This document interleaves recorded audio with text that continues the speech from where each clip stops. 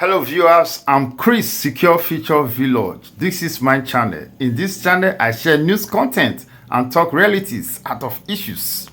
Breaking news, my people, updates. In this life, we must learn not to remain neutral and be silent. When we are silent, our oppressor will see it as an opportunity to oppress the masses. But when you speak up, they will see it as an attack. They will see it as caution. They will see it as a warning to every bad system they are trying to create. So follow this page for more trending videos and more daily updates. I'm Chris, Secure Future Village. Let's watch some details in regard to what I'm saying. Thank you and remain blessed. We have called all of you here today to alert the Nigerian public to a developing ugly incident that gravely endangers Nigeria's democracy, rule of law, and the will of the Nigerian people.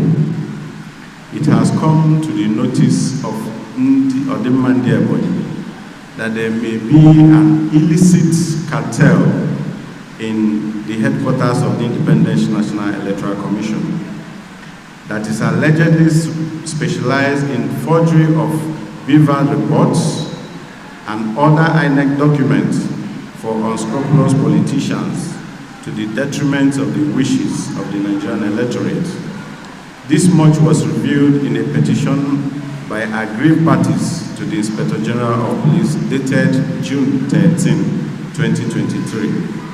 Specifically, we note with dismay the grievous allegation that the immediate past governor of Ebonyi State, Chief David Umahimweze, had procured a BVAS report and compliance certificate from the aforementioned cartel within INEC to advance for sinister purposes targeted at perverting justice and endangering democracy.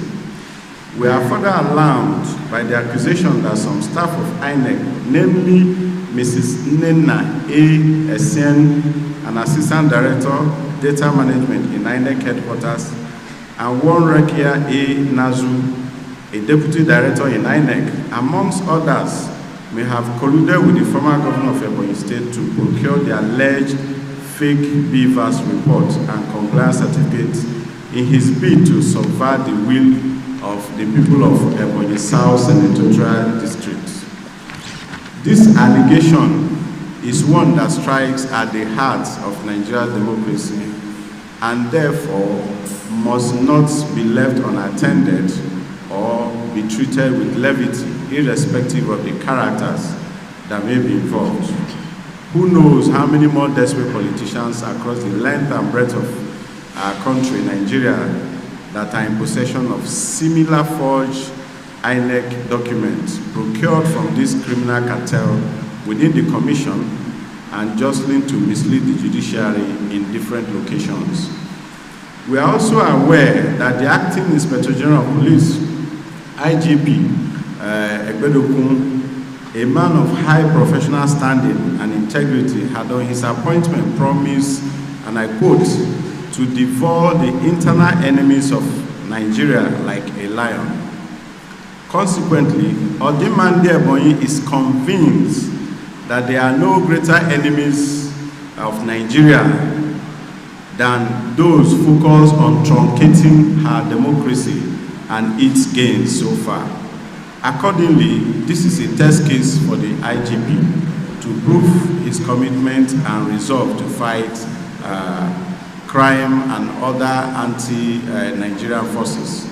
Consequence upon these revelations, we in the Odema Ebonyi group use this opportunity to make the following demands from Nigerian authorities in the interest of the integrity of our electoral system and survival of our growing democracy. Number one, we call on the Acting Inspector General of Police, Mr. Kayode Egbetokun, in line with his vow to resolve to fight the enemies of Nigeria. Of course, we recall that he said he's like a tiger that will fight the enemies of Nigeria, to immediately constitute a crack forensic team to investigate these grave allegations, and if found to be true, to ensure that the perpetrators of this evil against the people of Nigeria are brought to book immediately. Secondly, we demand on the chairman of the Independent National Electoral Commission, INEC, to openly cooperate with the police and the Nigerian public, as well as other relevant law enforcement agents, to unravel the allegation in the interest of the integrity of the commission and the development of our country. Thirdly, we call on all the courts of justice handling the election petitions, especially in the case of Ebonyi State, to be on their alert and ensure that they are not hoodwinked or smeared by unscrupulous and desperate politicians, but discharge their duties according to law, and most importantly, on the strength of verifiable and valid evidences that will be presented before it, in the interest of justice and rule of law.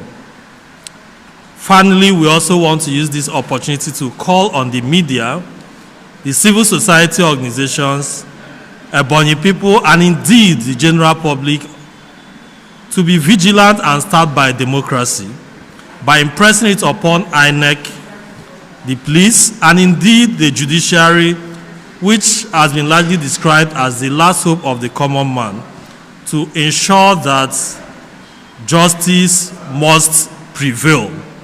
An injury to one Nigerian is an injury to all. Recently, we read some media reports and articles on the attempt by some persons, especially some high-ranking persons in Ebonyi State, to influence miscarriage of justice at the tribunals. And a reference point was a case of House of Representatives petition involving the Labour Party candidate for Abakaliki and Izzi Federal Constituency, Dr. Emmanuel Eze, which was recently dismissed based on technical grounds. So the matter has been appealed from what we gather, and we believe that the appeal court is going to ensure justice. But we're just alerting our people and citizens, and also calling on various persons within the judiciary to ensure that there is no miscarriage of justice. Before the tribunals began sitting, the Chief Justice assured Nigerians that the various tribunals would dispense justice based on the merit of the petitions and not based on technicalities. And we believe in the judiciary, and it behoves on the various tribunals to act in accordance with the statements made on behalf of that respectable institution, that is going to dispense justice based on the merits and not based on technicalities. So we want to believe that irrespective of the efforts some desperate politicians might be making, that the revered justices and members of the tribunal, especially the Ebonyi State petition tribunals at different levels, whether state assemblies, national assemblies, or governorship, are going to make their decisions based on law and based on the merits of the matters before it, and not based on technicalities.